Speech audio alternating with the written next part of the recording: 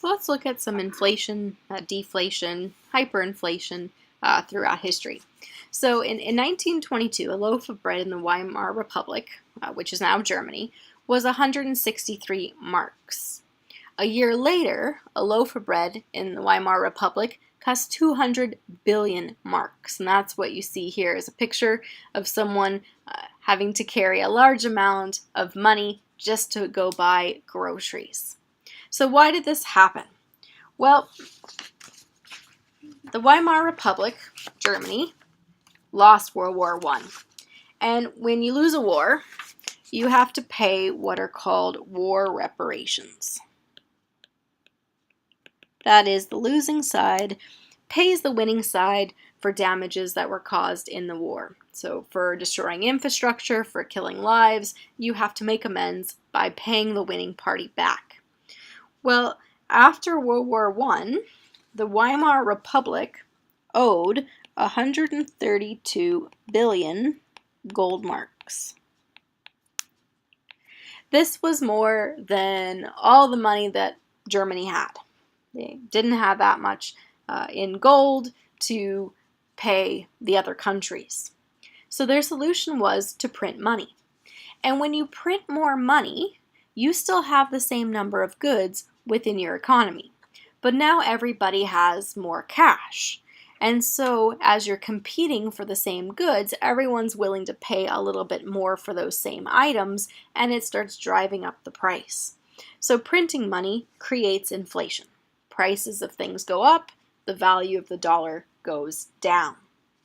And that's what happened in Germany. It went from being 163 marks to buy a loaf of bread to 200 billion marks. You needed a wagon to carry your money to go buy your groceries.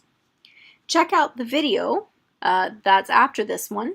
It's called Commanding Heights, and it's from PBS. There's just a short snip of that video on Blackboard, and this will give you an idea of the impact that this hyperinflation had on the Weimar Republic and how it led to the rise of Adolf Hitler and Nazi Germany. So let's look at some other examples of inflation. But before we do that, let's just define hyperinflation, because what we saw in the Weimar Republic and what we saw with Zimbabwe is hyperinflation. Hyperinflation is where you have rapid and large price increases. So what do we mean by rapid and large? We mean that your prices increase by more than 50% within a month.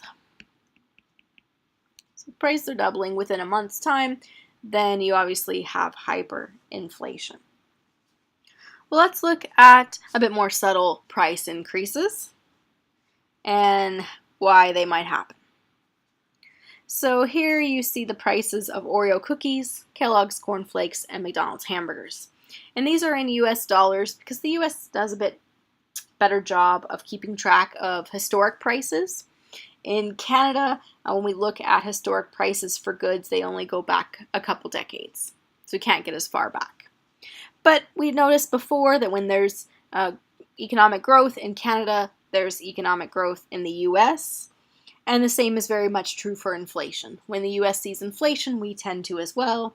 When we see deflation, they do as well. So we can look at what's happening in their markets because they're impacting ours as well. Well, traditionally, McDonald's has tried to have a hamburger that's less than $1.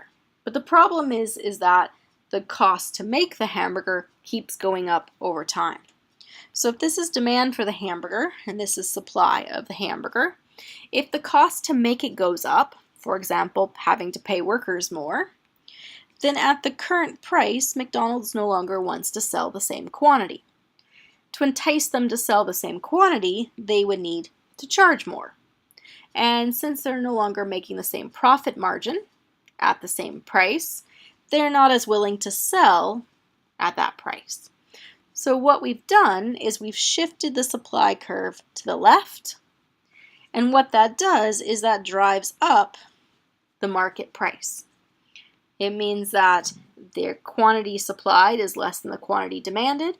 We have a shortage, and that drives up the price in the market. So McDonald's hamburgers have been increasing in price because the cost to make it goes up, it decreases supply, and pushes the price of the hamburger up. You can see with Kellogg's Corn Flakes, you can see periods where the prices have increased over time, and that has a lot to do with decreases in supply of corn. So years where there are droughts, decreases in supply drive up the price. We also now have alternative uses for corn. So as there's an increase in demand for corn, so here's demand, here's supply, an increase in the demand for corn to use as biofuel, as well as to make corn flakes, that causes the price of corn to go up. So the price of corn is going up, it costs more to make corn flakes, that decrease in supply means the price of corn flakes goes up as well.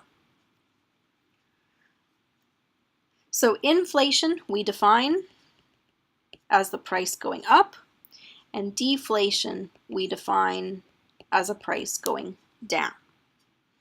You can see periods where prices have fallen. So notice Oreo cookies from 2009 to 2011, the price fell. And this is because the recession caused there to be a decrease in demand, right? If you cut back on little things like treats, that decrease in demand causes prices to fall. So deflation is when prices go down, and inflation is when prices go up. Some other examples of inflation and deflation, we can look at the cost of living in, say, 1940 versus 2013. It now costs a lot more to buy a house, so inflation. It now costs a lot more to buy a gallon of gas, a new car, and so on. As stated before, Statistics Canada doesn't track prices as far back as the US. We can look at Coca-Cola or Corn Flakes in Canada, but the data only goes back to 1995. Still, what you see is you can see increases in prices, often due to an increase in demand or to a change in cost. And then you can see when prices fall, and those would be decreases in demand, often coinciding with a recession. We can look at the US data because here you can see here's the Canadian inflation and the US inflation back to 1914. And notice they're very similar. The blue is Canada, the red is the US. When the US sees inflation, so do we. When the US sees deflation, so do we.